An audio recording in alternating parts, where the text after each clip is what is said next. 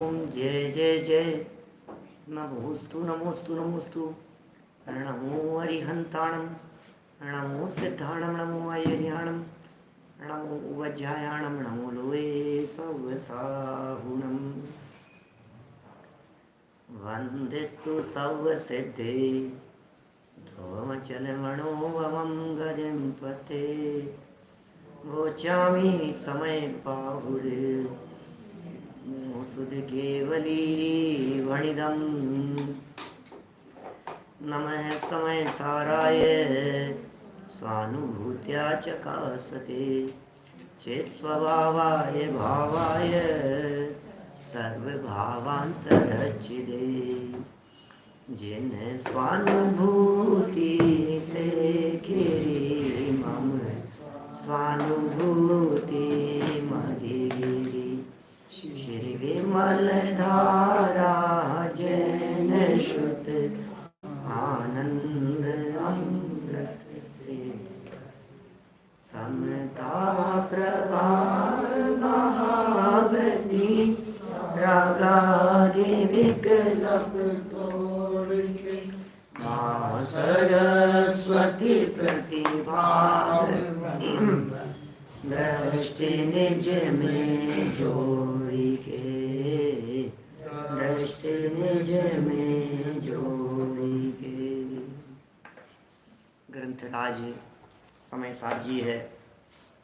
श्रीमद् भगवत कुंद कुंदाचार्य देव प्रणीत ये है भारत क्षेत्र के जीवों के लिए अद्भुत अपूर्व दिव्य देशना। यहाँ जीव का निर्णय कराया जा रहा था कि ये जीव कौन है, ये आत्म तत्व कैसा है।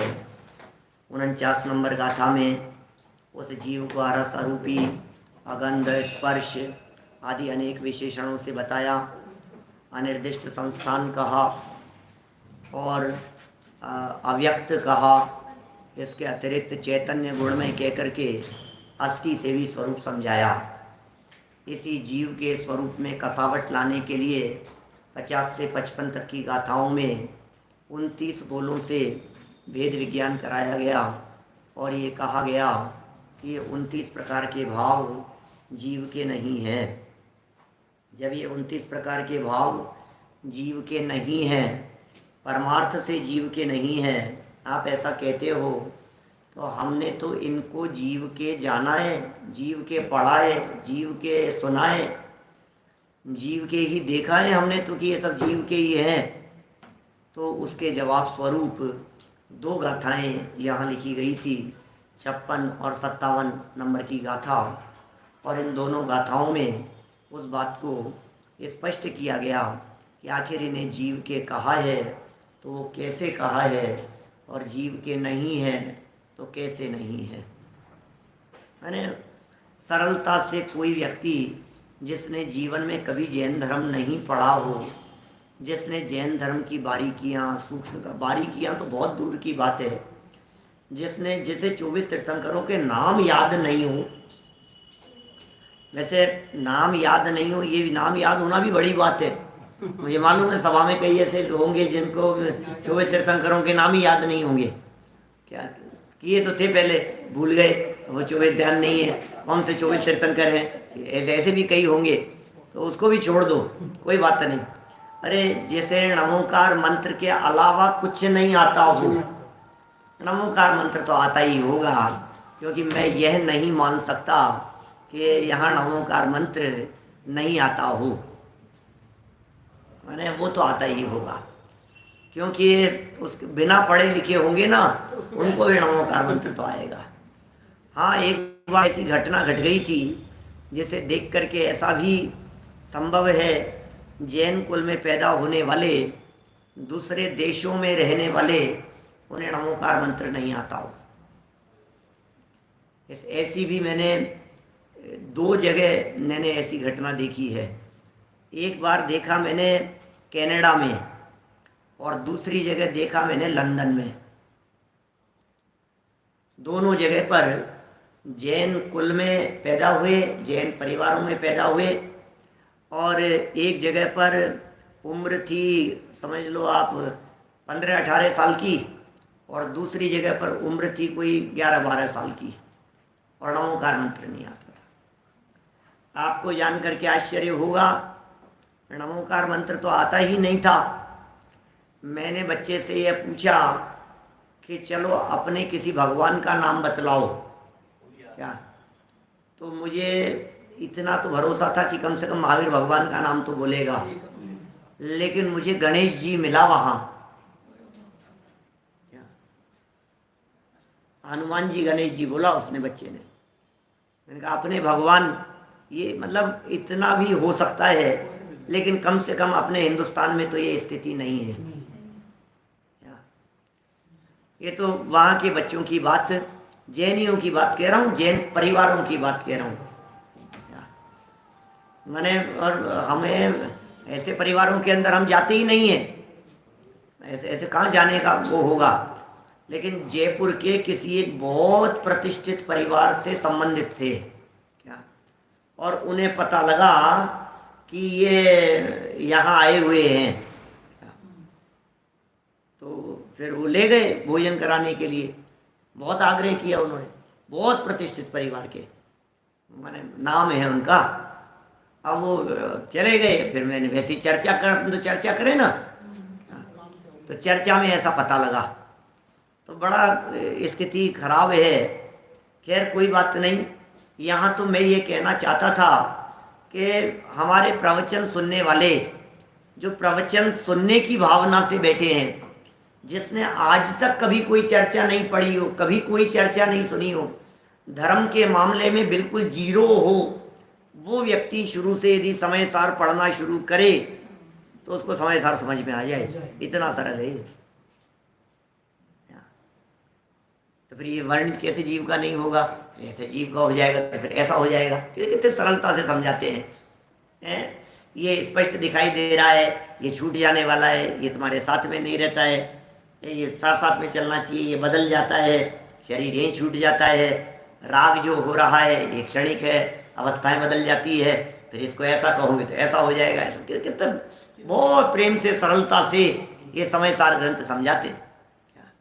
मेरी शुरुआत भी समय सार से हुई थी। हाँ, सन 85 में समय सार से। वहाँ हाँ, चलाते थे। देखो आप, बड़े गजब का ही है ये बात। यहाँ आपकी 85 से हुई थी तो हमारी 84 से हुई है। देखो जनवरी 84 से आ रहा हूँ मैं यहाँ। देखो क्या कह रहे हैं यहाँ। मैंने जनवरी 84 में सिस्टर की डेथ हुई थी, जनवरी 1984 में। तब से मतलब यहाँ आना शुरू हुआ साथ साथ में, तो वो सब बराबर फिर तो आते ही रहे, फिर मतलब वो लगातार यहाँ प्रवचन सुनने के लिए। चलिए खैर 119 नंबर पेज पर यहाँ अपन गाथाएं बोलते हैं, है ना। व्यवहारेण दुएदे जीवस् हवन्ति वर्णमादीया गुणटाणन्ता भावा न दुःखे निश्चयेन यस् एदेहिं यसंबन्धो जहेव क्षीरोदयं मुनेदवो दयोन्ति तस्य ताणिदु उभयोग गुणाधिगो जम्हा वर्णाधिको व्यवहार से ही कहा जाता जीव के परमार्थ से ये भाव होते नहीं है जीव के। दूध पानी की तरह संबंध इनका जानना, उपयोग में इस जीव के परमार्थ से ये है नहीं। ओह कितनी सुंदर सरल भाषा में बात कहते हैं भाई।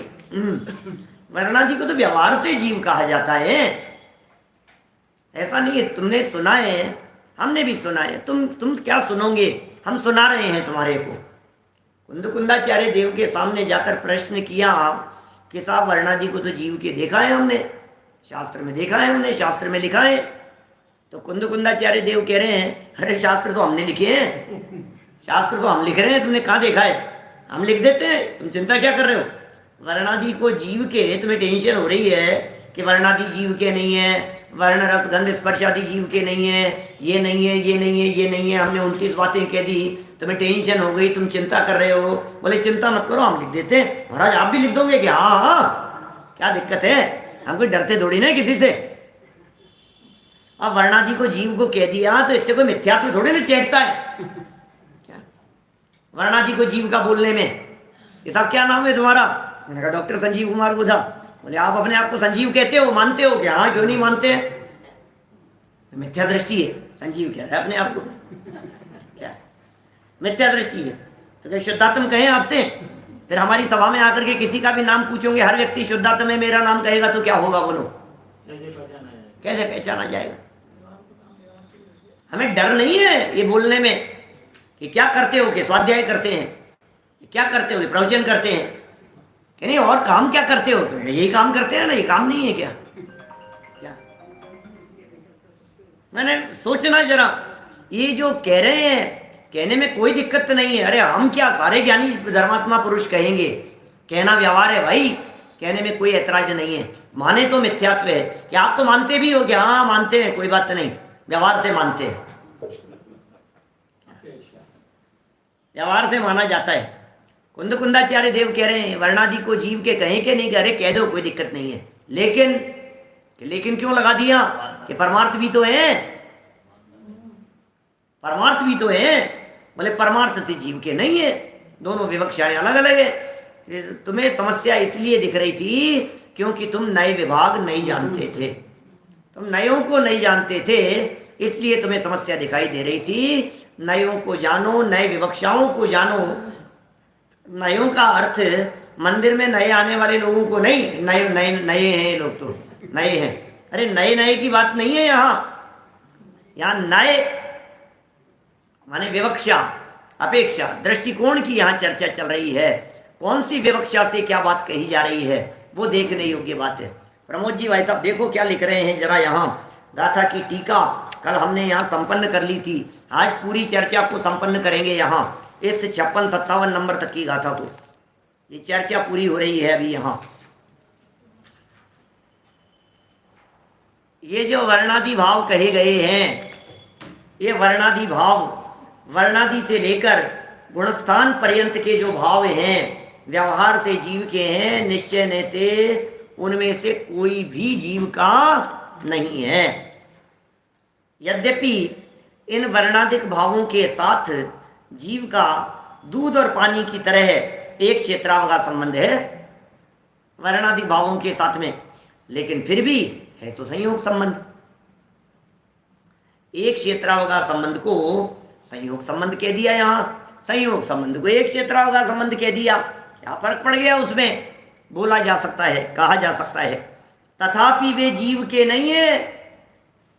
क्या जीव के नहीं है? क्योंकि जीव का जो संबंध है, जीव जो है वो उपयोग गुण से अधिक है। माने जीव में उपयोग नाम का गुण है और ये उपयोग नाम का गुण किसी और द्रव्य में नहीं पाया जाता है। ये जीव की स्पेशलिटी है, कुछ जीव स्पेशल है, समथिंग डिफरेंट, कुछ अलग हटके, कुछ तो अलग हटके होना चाहिए। क्या कुछ अलग हटके? ये व्यक्ति आजकल कुछ अलग हटके दिखने के लिए न मालूम क्या क्या उठपटांग करता है। क्या पुरुष के वेश में लड़की के कपड़े पहन के आ जाए अलग दिखने के लिए, फटी हुई पैंटें पहन के, क्या फटे हुए कपड़े पहने अलग दिखने के लिए, माने क्या क्या नहीं करता है ये अलग दिखने के लिए बालों को बीच में से साफ करा ले। क्या साइड साइड में रहे, बीच बीच में से साफ। उड़ जाने की बात नहीं कर रहा हूँ, घोंसला बनता है जैसे, क्या घोंसला बनाने की बात कर रहा हूँ मैं। अलग दिखना चाहिए, कुछ अलग अलग दिखने के लिए लड़का है और कान में कुंडल पहन रहा है, बालियां पहन रहा है, अलग दिखने के लिए कुछ अलग दिखना चाहिए।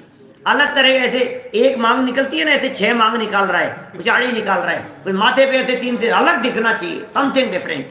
क्या मुझसे कई कुछ लोगों ने कभी कही इस तरह की बात, पंडित जी थोड़ा सा एक काम करो, आप थोड़ा सा दुपट्टा ओढ़ लो ना, ऐसा ऐसा पट्टा वट्टा डाल लो, इस तरह का तिलक लगा लो ऐसा फिर माथे पर, फिर देखो आप। हमें क्या देखना है किसी को दिखाना थोड़ी ना, हमें तो अपने आप को देखना है। सब जानते क्या हैं। हमें क्या करना है बतलाओ। वेश धारण, सारे दुनिया में वेश पूजा जा रहा है, उससे कुछ अलग हटके, अरे कुछ अलग ही नहीं दिखता है। सब लोग कुर्ते पजामे में जनरल बैठते, वैसे ही आप भी बैठ खड़े रहते हो, पता ही नहीं लगता है कि कौन अलग है। फिर कोई ऐसा, कोई गले में ऐसा पट्टा डाला नहीं, गले में पट्टा तो कुत्ते के डलता है।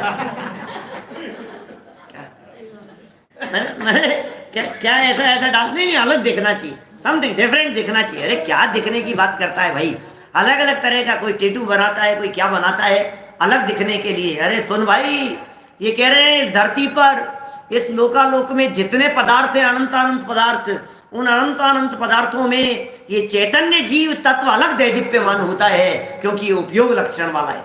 कुछ अद्भुत लक्षण है इसका, उपयोग लक्षण वाला है, इससे अधिक है ये।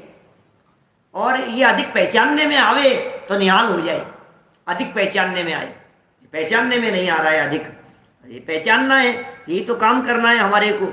है तो मूल में सफेद, रुई थी तो सफेद, कपास की खेती हुई, रुई बनी, फिर रुई का धागा बना, कपड़ा बना, और वो कॉटन जो कपड़ा तैयार हुआ लट्ठा, वो था मूल में तो सफेद, वो तो सफेद था।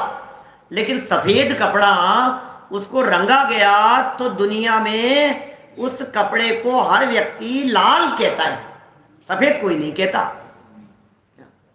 कुसुमी फूलों से उसे रंग दिया गया तो दुनिया का हर व्यक्ति ये कहता है सफेद है, सफेद नहीं लाल है, लाल है, लाल है, लाल ही दिख रहा है। फोटो खींचो तो लाल, रिकॉर्डिंग करो तो लाल, हाथ में देखो तो लाल, जिससे पूछो वो लाल, अभी लाल लाल सबको दिखाई दे रहा है। लेकिन जो उसके गहरे जानकार हैं वो ये कहेंगे, अरे लाल तो उपाधि से है, मूल में लाल नहीं था ये लाल था नहीं, लाल तो रंग दिया गया है, ये लाल तो औपाधिक भाव है, ये तो ऊपर की उपाधि है, मूल में तो ये सफेद ही था। ऐसे ही ये देखो, लाल और सफेद दो शब्दों के प्रयोग किए हैं। लाल और सफेद शब्द में भी सफेद स्वभाव का सूचक है और लाल विभाव का सूचक है। सफेदी और ललासपन ये कलर भी इंडिकेट करते हैं चीज को। सफेद शुक्ल लेश्या का सूचक है, लेकिन यहाँ लेश्या की बात भी नहीं है, क्योंकि लेश्या भी आखिर है तो विकार ही। यहाँ जो सफेद का है वो सफेद सफेदी। अरे हमें सिद्ध भगवान को दिखाना हो क्या तो कैसे दिखाएंगे बोलो? सिद्ध भगवान की फोटो दिखानी हो तो हम कैसी दिखाएंगे? नीली दिखाएं कि हरी दिखाएं कि पीली दिखाएं? बताओ, सिद्ध भगवान की फोटो कैसे दिखाएं? सफेद। चित्र बनाना है पेंटरों को, यहाँ बना दिए, कहीं सिद्ध भगवान कहीं दिख जाएंगे आपको चित्रों में, तो कैसे दिखेंगे? वो सफेद दिखेंगे, सफेद ही दिखाएं। क्या करें, क्या हमारे पास में कोई उपाय नहीं है। परिपूर्ण शुद्धता को दिखाने के लिए सफेद के अलावा और कोई हमारे पास में उपाय नहीं है। सफेदी ही निर्मलता का प्रतीक है। सफेदी, दूध सी सफेदी क्या है? अभी अब लाल है और यह अशुद्ध है। लाल रंग तो वैसे ही अच्छा नहीं माना जाता है, खून का प्रतीक है। अब वो लाल रंग का एग्जाम्पल दिया है यहाँ क्रोध के लिए, विभाव के लिए, कलुषित परिणामों के लिए, वो सब लाल।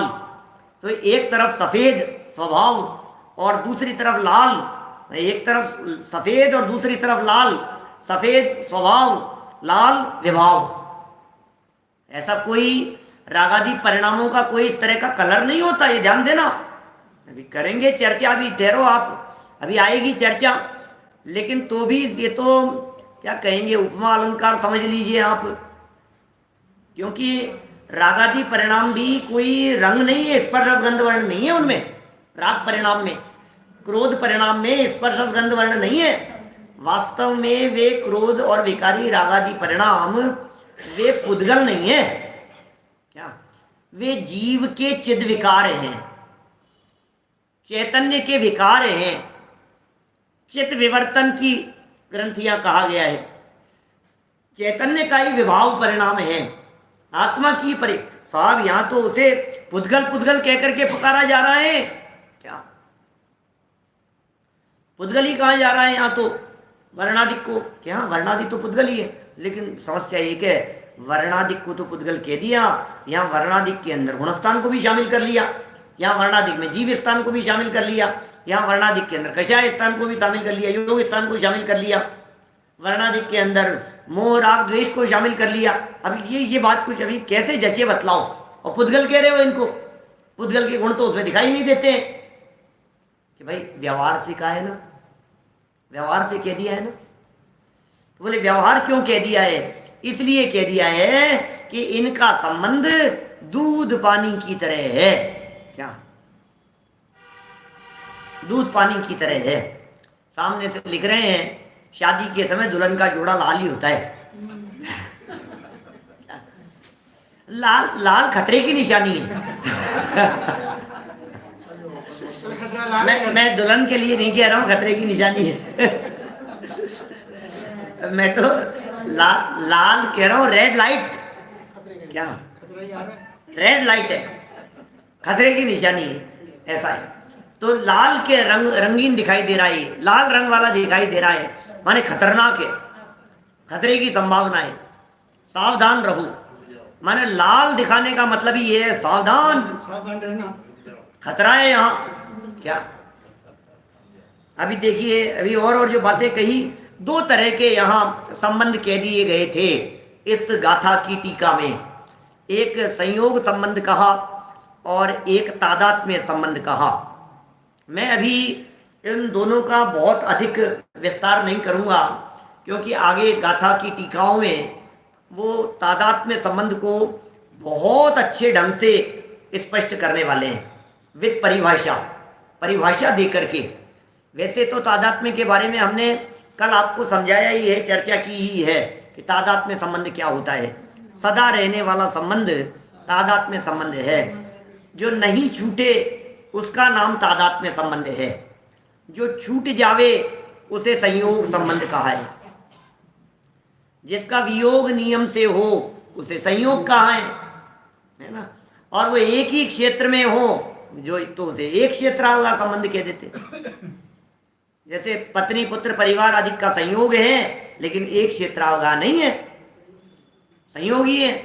अब शरीर और आत्मा का बोले संयोग भी है और एक क्षेत्रावगा भी है। कर्म और आत्मा का संयोग भी है, एक क्षेत्रावगा भी है। तो जहां जैसा लगे लगा लेना। यहाँ तो संयोग और एक क्षेत्रावगा को दोनों को एक खाते में रखा है, एक जैसा कहा गया है। और दोनों के लिए एग्जाम्पल क्या क्या दिए गांधी जी, क्या एग्जाम्पल दिए बताओ। तो एक के लिए एग्जाम्पल दिया संयोग संबंध के लिए, दूध पानी की तरह संबंध है इनका जानना। दूध पानी का संबंध, मास्टर साहब कैसा संबंध है दूध पानी का, एक क्षेत्रावगा।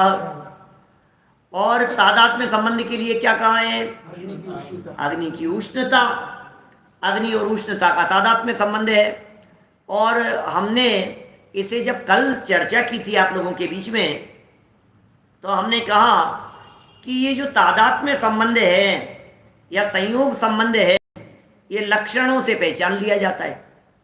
लक्षण देखते हैं और दोनों में लक्षण यदि अलग अलग दिख रहे हैं तो संयोग कह दो, और दोनों में यदि लक्षण एक ही दिख रहे हैं तो तादात्म्य कह दो। एक में एक दिख रहे हैं तो उन्हें तादात्म्य कह दिया जाए। ज्ञान और आत्मा, मैंने ज्ञान भी आज चेतन ही है, आत्मा भी उसी वजह से चेतन कहा जाता है, उनका तादात्म्य है ना। इस तादात्म्य संबंध की परिभाषा बतलाएंगे। परिभाषा माने डेफिनेशन है ना, वो क्या उसकी डेफिनेशन बनाई जा सकती है। अवनीश भाई देखिए क्या कह रहे हैं यहाँ पेज नंबर 120 पर। दूध और पानी अलग अलग हो सकते हैं, एक क्षेत्र में थे लेकिन अलग अलग हो गए, इसलिए उनको संयोग संबंध कह दिया। और अग्नि में से उष्णता को निकाला नहीं जा सकता, इसलिए उन्हें संबंध कह दिया। अब ये दो तरह के संबंध बतला दिए। अब बतलाओ राग और आत्मा का संबंध संयोग है या तादात्म्य है। 29 की 29 पर घटित करो।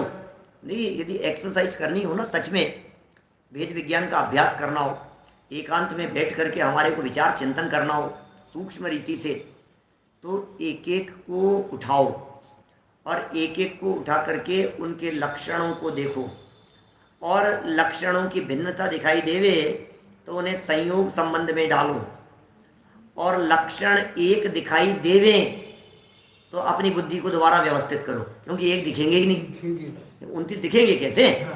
भाई ये तो साहब मुझे तो एक ही दिख रहे हैं इनके लक्षण, मुझे तो इनके लक्षण दिख रहे हैं, तो तुम्हें एक ही दिख रहे हैं इनके लक्षण, ये तुम्हारे लक्षण अच्छे नहीं है।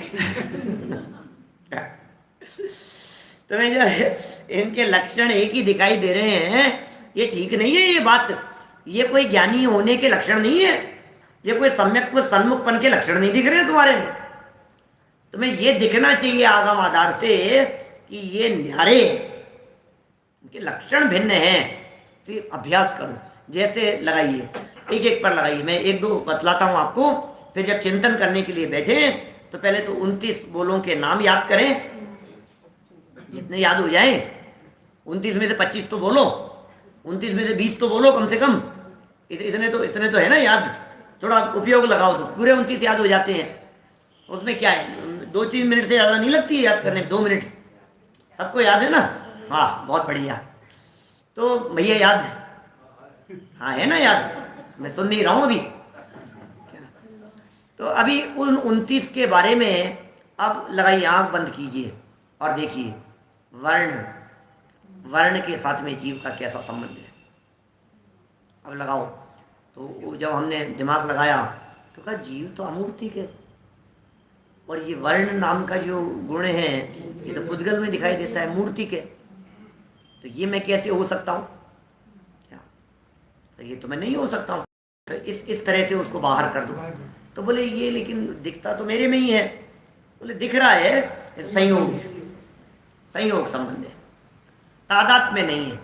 इनके साथ में तादात में होता तो फिर यदि मैं काला हूं तो जीवन भर काला ही रहता, यदि मैं गोरा हूं तो जीवन भर गोरा ही रहता। यदि इनके साथ में तादात में पना होता तो बाल जीवन भर काले ही रहते लेकिन सफेद हो जाते हैं। कैसे हो जाते हैं? तो इसका मतलब ये बदल गया। तो जो बदल जावे इसका मतलब वो संयोग था, जो छूट जावे वो संयोग था। ऐसे ही वर्ण, रस, गंध, स्पर्श, सबके रूप सबके ऊपर लगाओ धीरे धीरे, संस्थान सैनन सबके ऊपर लगाओ धीरे धीरे, और बोले ये तो मेरे नहीं हो सकते, इनके साथ में मेरा तादात में संबंध नहीं है, इनके साथ में मेरा संयोग संबंध है। वेद ज्ञान के अभ्यास के लिए बराबर अभ्यास करना। अभी जैसे ये वर्ण, रस, गंध, स्पर्श इन सब में तो समझ में आ गया, संस्थान सैनन में ये बात समझ में आ गई, रूप में ये बात समझ में आ गई। लेकिन जब बात राग द्वेष मोह के ऊपर जाती है, अब क्या करें? अब जब राग द्वेष मोह के ऊपर बात आ गई, अब क्या करें बतलाओ? अब तो इनका तो संयोग ऐसा लगता नहीं है कि ये संयोग संबंध हो, और इनको तो व्यवहार से मत कहो। भाई शरीर को आपने व्यवहार से कह दिया, परद्रव्य को आपने कह दिया, तो स्पष्ट गंध वर्ण थे इसमें, ये पुद्गल थे। अब राग में तो कलर नहीं है, राग में तो रस नहीं है, राग में तो गंध नहीं है, राग में तो स्पर्श नहीं है। तो बोले ये इसका जो संबंध है ये बात नहीं जच रही है, ये बात हमारे को समझ में नहीं आ रही है, और दोनों को कह रहे हो व्यवहार। ऐसा प्रश्न उठाया जैसे आचार्य देव ने इन गाथाओं की टीका में जैसे आचार्य देव ने प्रश्न उठाया कि आप दोनों को ही व्यवहार कैसे कहते हो? रागादि को आत्मा के कहना तो अशुद्ध निश्चय नहीं होना चाहिए, ऐसा प्रश्न किया है। ये तो अशुद्ध निश्चय नहीं होना चाहिए, आप इन अशुद्ध निश्चय नहीं कह करके आप इसे कह रहे हो व्यवहार, ये कैसे बनेगा? शरीर आदि को व्यवहार कहना, रंग रूप गंध स्पर्श को, संस्थान सैनन आदि को व्यवहार कहना, पुद्गल जड़ को व्यवहार कहना, आत्मा का कहना, ये व्यवहार समझ में आता है। लेकिन राग, क्रोध, कषाय, मान, मोह, इनको जड़ का कहना, पुद्गल का कहना, तो जीव के ही हैं असलियत में, तो निश्चय से जीव के हैं। हम शास्त्र खोल करके बता दें, मैं आपको बोलो अरुण जी, वैसा गाथा खोल करके दिखा सकता हूँ, शास्त्र खोल करके राग जीव का है। और तो और क्या बात बताऊं आपको, समय सार में कहलवा दूंगा अभी आगे चल करके। जीव का ही है राग, प्रवचन सार तो कहता ही है, यहाँ भी कह देंगे कि जीव का ही है। यार क्या बात कर रहे हो आप, और निश्चय से जीव का है, प्रवचन सार तो उन्हें निश्चय से जीव का कहता है। लो और बताओ, समय सार रागादिक को जीव का कह रहा है, ये व्यवहार से जीव का कह रहा है सन्मति जी, ये व्यवहार से जीव का कह रहा है, और वो समय सार कह रहा है निश्चय से जीव का है। क्यों निश्चय से जीव का कहा है निर्मल चंद जी साहब, क्यों निश्चय से जीव का कहा है? क्योंकि जीव की ही पर्याय में है, जीव का ही विभाव भाव है, जीव की ही अवस्था है, इसलिए निश्चय से। अच्छा सुनो, ऐसा है, अभी चर्चा चल रही थी, पीछे भी चर्चा चल रही थी, कुछ दिनों से चर्चा चल रही है, जिसमें ये कहा गया कि ये जो रागादि भाव हैं ये सब पर हैं या वर्णादि पर हैं। क्यों पर हैं? क्योंकि ये पुद्गल के हैं, इसलिए पर हैं, ऐसा कहा ना। अब ये कह रहे हैं ये पुद्गल में नहीं होते, ये जीव में ही होते हैं। निश्चय किसे कहते हैं और व्यवहार किसे कहते हैं, इसकी परिभाषा शायद हमने इन्हीं गाथाओं में तो पढ़ी है। निश्चय और व्यवहार की परिभाषा स्वद्रव्य परद्रव्य को ये इसी गाथा की टीका में तो पढ़ी है अपने, कल परसों तो चल रही थी चर्चा। निश्चय किसे कहें? जिस द्रव्य का भाव है उसे उसी का कहे निश्चय। एक द्रव्य के भाव को दूसरे का कहे वो व्यवहार। ये निश्चय व्यवहार की परिभाषाएं पढ़ी ना। तो राग किसकी पर्याय है ये बताओ, राग किसकी पर्याय है मनोज जी? जीव की या पुद्गल की? राग तो जीव की पर्याय है, राग जीव में ही होता है। राग इस खंबे में नहीं होता, राग इस माइक में नहीं होता, राग जीव में ही होगा, किसी पुद्गल में नहीं होगा। गुस्सा जीव में ही आएगा, पुद्गल में नहीं आएगा, तो जीव की पर्याय में होता है। तो जीव की पर्याय को जीव का कहा जा रहा है, तो निश्चय ही तो हुआ। क्या आप लोग कह रहे हो तो अशुद्ध कह देते हैं, क्या फर्क पड़ गया? क्या अशुद्ध निश्चय नहीं सही, निश्चय तो है, जीव में हो रहा है, बात सच्ची तो है, जीव में हो रहा है। जैसे न आचार्य देव ने यही प्रश्न उठाया और उन्होंने जवाब दिया कि हाँ भाई साहब जीव का ही है, अशुद्ध निश्चय ने से जीव का है। और फिर ये कहा कि यहाँ व्यवहार क्यों लिख दिया गया है? वर्णादिक के अंदर 29 बोलों को मिला करके इनको पुद्गल का क्यों कह दिया गया है, या इन्हें व्यवहार से क्यों कह दिया गया है, ये बात समझ में नहीं आ रही। फिर स्वयं ने जवाब दिया, सुनो भाई हमारी भी सुन लो। ऐसा है, शुद्ध निश्चय की दृष्टि से, पारमार्थिक जीव की दृष्टि से, परम शुद्ध निश्चय की दृष्टि से ये सब अशुद्ध निश्चय, एक देश शुद्ध निश्चय, साक्षात शुद्ध निश्चय भी व्यवहार कहे जाते हैं, इसलिए व्यवहार ही कह दिया। जच रही है क्या बात, ख्याल में आ रही है क्या? क्या आईएल जैन साहब कितना स्पष्ट कह रहे हैं कि साहब व्यवहार क्यों कह दिया आपने, बताओ व्यवहार क्यों कह दिया आपने? निश्चय नहीं था, फिर व्यवहार क्यों कह दिया? अरे जब शुद्ध निश्चय की दृष्टि से देखते हैं तो अशुद्ध निश्चय को व्यवहार ही कहा जाता है, इसलिए व्यवहार कहा है। इस तरह से दूध पानी की तरह संबंध था, माने एक ही द्रव्य में हो रहे थे, इसलिए इन्हें संयोग कह दिया, व्यवहार से अपना कह दिया, लेकिन सदा थे नहीं और सदा रहेंगे नहीं, इसलिए परमार्थ से इन्हें भिन्न कह दिया, पुद्गल के खाते में डाल दिया। तादात में संबंध नहीं है, इसलिए इन्हें निश्चय से पुद्गल के परिणाम कह दिया गया। चलिए प्रकरण को संपन्न करेंगे आगे। 121 नंबर पेज पे देखिए, आत्मख्याति के उक्त कथन में, आत्मख्याति के उक्त कथन में, इसका मतलब आत्मख्याति की चर्चा इन्वर्टेड बंद होकर के पूरी हो गई। अब ज्ञायक भाव प्रबोधनी लिखने वाले डॉक्टर भारेल जी लिख रहे हैं, है ना। अभी तक जो लिखा है ये पैराग्राफ जो पढ़ा अपन ने, वो अमृत चंद्राचार्य देव को पढ़ा था। अब ये डॉक्टर हुकुमचंद जी भारेल साहब को पढ़ रहे हैं। आत्मख्याति के उक्त कथन में व्यवहार नय के विषय को पर्यायाश्रित और निश्चय नय के विषय को द्रव्याश्रित बताया गया है। ठीक है, व्यवहार नय को पर्यायाश्रित, निश्चय नय को द्रव्याश्रित बतलाया गया है। देखो ये अभी मैं यहाँ नए चक्र नहीं पढ़ा रहा हूँ। यदि मैं नए चक्र पढ़ा रहा होता तो फिर मैं ये कहता व्यवहार और पर्यायार्थिक नय में फर्क है, निश्चय और द्रव्यार्थिक नय में फर्क है। निश्चय को द्रव्याश्रित कहना ये भी कहना ही है, निश्चय पर्यायाश्रित भी हो सकता है और व्यवहार द्रव्याश्रित भी हो सकता है। लेकिन अभी मैं आप लोगों को उलझाना नहीं चाहता। आप लोगों के उपयोग फिर अभी कहोगे यार ये क्या हो गया है, मेरा दिमाग चकराने लग गया है। आप चिंता मत करो, इसलिए आप जो सीधा सीधा जितना लिखा है उतना ही समझो, डेढ़ अकल नहीं लगाए अभी अपन यहाँ अपनी।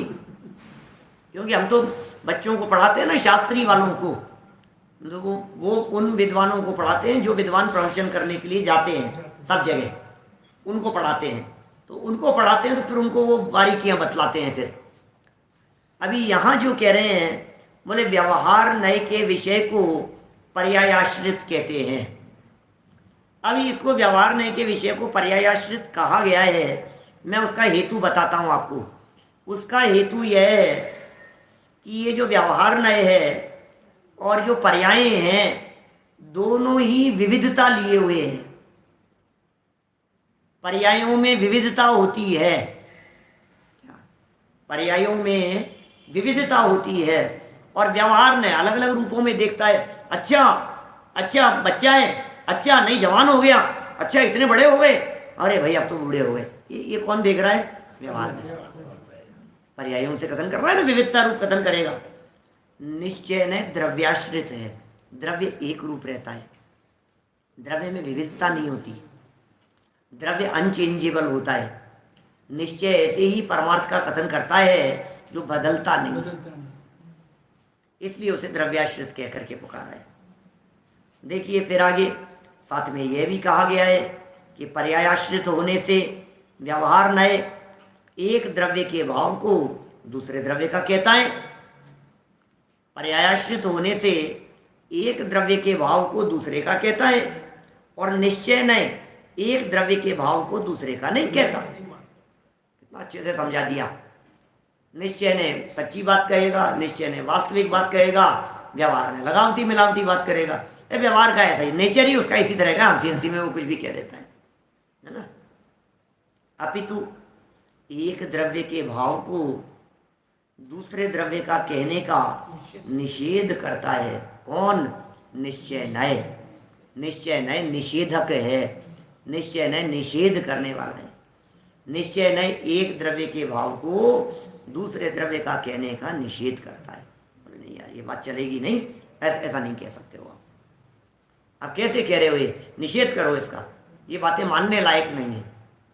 वह तो केवल स्वाभाविक भावों का अवलंबन लेकर ही प्रवर्तित होता है। निश्चय नहीं तो सिर्फ और सिर्फ स्वभाव भाव का अवलंबन लेकर के ही प्रवर्तित होता है। निश्चय ने सिर्फ स्वभाव भाव की चर्चा करेगा, स्वाभाविक भावों की चर्चा करे। उक्त नियम के आधार पर निष्कर्ष निकाला गया है। उक्त नियम के आधार पर नियम क्या बनाया? स्वाभाविक भावों का अवलंबन लेकर के प्रवर्तित होवे वो निश्चय, ये नियम। अब इस फॉर्मूले को याद रखना, स्वाभाविक भावों का कथन करे वो निश्चय। ध्यान में रखना, एक बार ये लाइन याद रखना। स्वाभाविक भावों को का जो आश्रय लेकर के प्रतिपादन करे वो निश्चय, और जो स्वाभाविक भावों के आधार पर कथन न करे वो व्यवहार। अब जरा लगाओ, वर्ण से लेकर गुणस्थान पर्यंत के सभी भाव व्यवहार से जीव के हैं, निश्चय से जीव के नहीं है। क्यों? क्योंकि वर्णादि से लेकर के गुणस्थान तक जो 29 भाव बतलाए गए हैं उनमें से कोई भी भाव स्वभाव भाव नहीं है। मग्गण गुण ठाणे ही 14 हवंतित अशुद्ध नया विण्या संसारी सवे शुद्धाहूँ शुद्ध नया। कितने नंबर गाथा? 13 नंबर गाथा। समय सार की नहीं, द्रव्य संग्रह की। समय सार में नहीं मिलेगा क्या? हाँ, अरे मग्गण गुण ठाणे ही मार्गणा और गुणस्थान आदि 14 से 14 मारणाएं 14 गुणस्थान होती है जीव के। बोले कैसे? बोले अशुद्ध नहीं से। लेकिन सर्व संसारी जीव भी भले ही संसारी क्यों नहीं हो, भिन्न या संसारी, बोले सव्य शुद्धा हूं शुद्ध नया। गुणस्थानों में रहते हुए भी जीव गुणस्थान वाला नहीं है। मार्गणा स्थान में रहते हुए भी जीव के मार्गणाएं नहीं है। जीव तो शुद्ध है। सव्य शुद्धा हूं शुद्ध नया। शुद्ध नहीं तो सबको शुद्ध ही देखता है। इस तरह से स्वभाव भावों का आश्रय लेकर के बात करोगे तो निश्चय नहीं से ये सब जीव के नहीं है, जीव के नहीं होते हैं, ऐसा कथन किया जाएगा। चलिए, अब प्रश्न यह शेष रह जाता है कि वर्णाधिक भाव निश्चय से जीव के क्यों नहीं है भैया? निश्चय से कह दो, क्या हो गया उसमें? अब ये निश्चय समझता नहीं है ना, बच्चा है, क्या करें? अब ये समझा रहे हैं इसको। निश्चय से जीव का क्यों नहीं है भाई? निश्चय से जीव का कह दो। नहीं कहेंगे। क्यों नहीं है? तो इसके समाधान के लिए दूध और पानी तथा अग्नि और उष्णता का उदाहरण देकर यह स्पष्ट किया है कि जिस प्रकार दूध और पानी का एक क्षेत्रावगाह रूप संयोग संबंध है, तो कैसे उदाहरण देकर के किस लिए समझाया है? क्योंकि ये संबंध में फर्क है। संबंध में फर्क होता है भाई साहब। ये आपके अच्छा बतलाओ हमें। आप किसी डॉक्टर को जानते हो क्या? कि हाँ जानते हैं। एक काम करवाना था यार डॉक्टर से, उससे कुछ सर्टिफिकेट लिखवाना था। जानते हो आप? जानता तो हूँ लेकिन लिखेगा नहीं। क्या बात कर रहे हो आप समझ रहे हैं? जानना, पहचानना और क्या कहेंगे, और घनिष्ठता होना, इसमें फर्क है ना। जानते तो हम अमिताभ बच्चन को भी हैं क्या? लेकिन अमिताभ बच्चन को जानने से क्या होगा? नहीं, बहुत अच्छे से जानता हूं। क्या बात कर रहे हो आप? मैं इतना अच्छे से जानता हूं कि 80 के दशक से लेकर 2020 तक पिछले 40 सालों में उसके बदलते हुए रूपों में सबसे परिचय है। क्या? शोले से लेकर के और कहाँ तक, क्या मुझे पता नहीं है कहाँ तक की बात करूं मैं, बागवान है? कहीं की भी बात लगा लो आप, तो बोले सब में बराबर पहचान। बोले इसे पहचान नहीं कहते।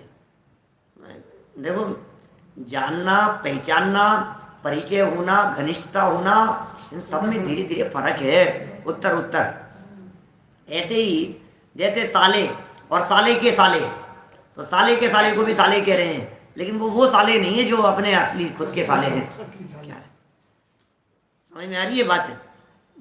जीजा जी और जीजा जी के जीजा जी, जीजा जी के जीजा जी को भी जीजा जी कहा जाता है, लेकिन जीजा जी से जो आप कह सकते हो, काम करा सकते हो, जीजा जी के जीजा जी से नहीं करा सकते। इतना तो फर्क है ही ना।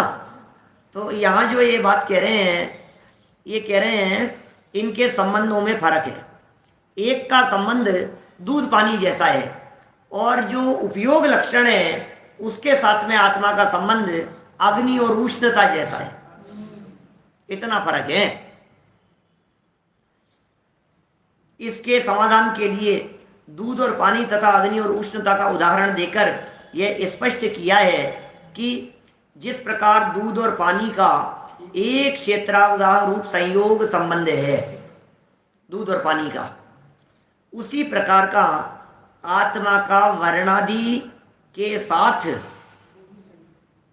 एक क्षेत्रावगाह रूप संयोग संबंध है। दूध पानी जैसा वर्णादि के साथ, बस एक क्षेत्र। अब इसमें बारीक बात तो ये है, यहाँ मर्म की समझने की, कि यहाँ जो एक क्षेत्रावगाह कहा है दूध पानी जैसा, ये राग का संबंध भी दूध पानी जैसा ही का है। बहिर लुटती जैसा कहा ना, ऐसा समझना है।